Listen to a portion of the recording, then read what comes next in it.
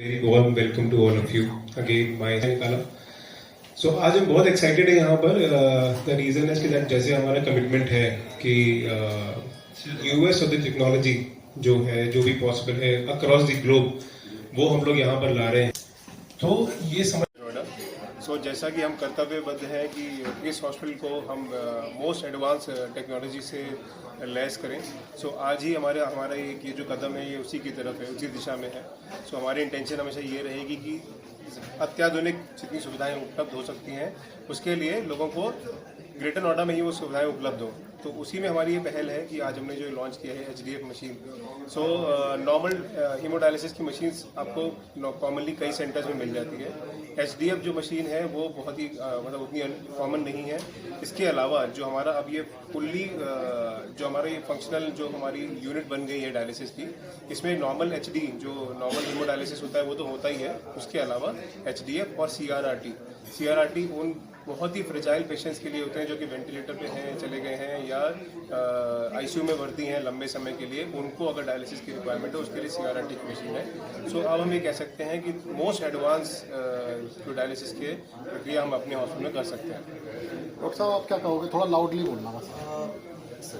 आज मैं सभी को एक न्यू मशीन की लॉन्चिंग के बारे में बताना चाहता हूँ जिसका नाम है ऑनलाइन HDF. ये न्यू टेक्नोलॉजी है डायलिसिस पेशेंट्स के लिए, एक वरदान की तरह है क्योंकि इस डायलिसिस से पेशेंट को काफ़ी सहूलियत रहती है, पेशेंट की लाइफ बढ़ाई जा सकती है.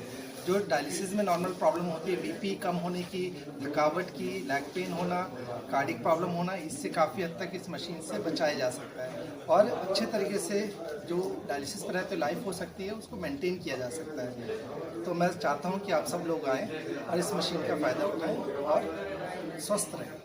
सर, इस मशीन का अभी तक यूज किस पे किया गया है? अभी तक हॉस्पिटल ने यूज किया है, इस पर कितने परसेंट रेशियो रहा है? इस मशीन को आए हुए अभी एक हफ्ता हुआ है. तो अभी हमें IPD एक पेशेंट में यूज़ किया है. लेडी है, यंग लेडी है, 32 ईयर ओल्ड लेडी.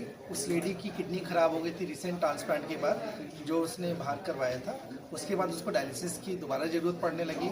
जब वो हमारे पास आई थी तो क्योंकि हम लोग कॉम्प्रोमाइज़ थी तो इन्फेक्शन काफ़ी ज़्यादा था, BP बहुत फ्लक्चुएट हो रखा था और पानी काफ़ी भरा हुआ था जिससे सांस की दिक्कत काफ़ी हाई मतलब काफ़ी ज़्यादा हो रही थी. उसके लिए हमें ICU में मैनेज करना पड़ रहा था. तो हमने ऑनलाइन HDF जब हमने यूज़ किया तो ये जो BP फ्लक्चुएशन कम होने लगे, पानी जो एक्स्ट्रा था वो इफेक्टिवली तरीके से निकाल पाए और इन्फेक्शन भी काफ़ी कंट्रोल हुआ है. तो पेशेंट को हमने वार्ड में अभी मैनेज कर पा रहे हैं और पेशेंट अभी कंफर्टेबल है और इम्प्रूव हो रहा है. अभी एडमिट है अभी वो पेशेंट हमारे पास, मे बी अभी जल्दी वो डिस्चार्ज हो जाएगा 3-4 दिन में.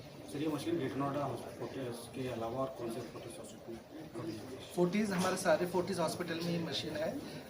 सेक्टर 62 में भी अवेलेबल है और दिल्ली में और गुड़गांव में वहाँ भी ये मशीन अवेलेबल है.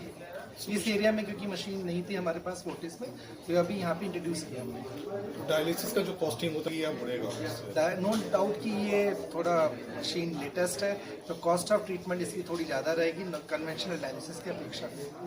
इसलिए आप बोलोगे cardiovascular complications, less inflammation.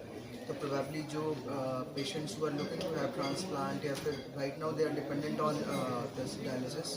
So this will definitely help them. Cost की जो बातें हो रही थी, definitely जो high end चीज़ें होती हैं, they will cost a little more.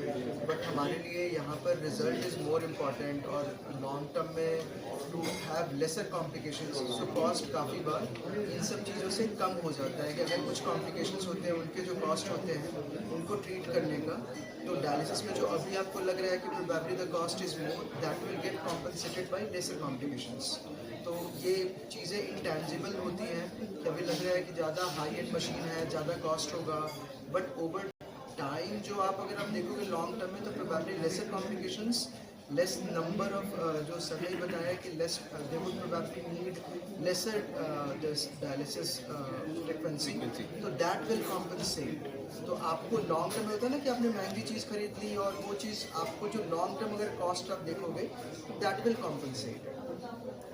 मैं इसी में एक चीज़ ऐड करूँगा कि जो रेट्स होते हैं वो नॉर्मल हर जगह जो रेट्स होते हैं वही इस अस्पताल में ज़्यादा थोड़े कम ही की तरफ होंगे. बट ये सिर्फ उन पेशेंट्स के लिए ज़रूरत होती है जहाँ पे हमको लगता है कि पेशेंट्स की रिक्वायरमेंट HD से नहीं पूरी होगी. जैसे हमने बताया कि हमारे यहाँ एक पेशेंट एडमिट है जो कि इससे बहुत इंप्रूव हो, तो उसके ही खाली वहीं पे डिफरेंस आता है. अदरवाइज जो नॉर्मल HD है वो यहाँ पे भी है. हीमोडायलिसिस जो नॉर्मल होती है वो यहाँ पे भी है.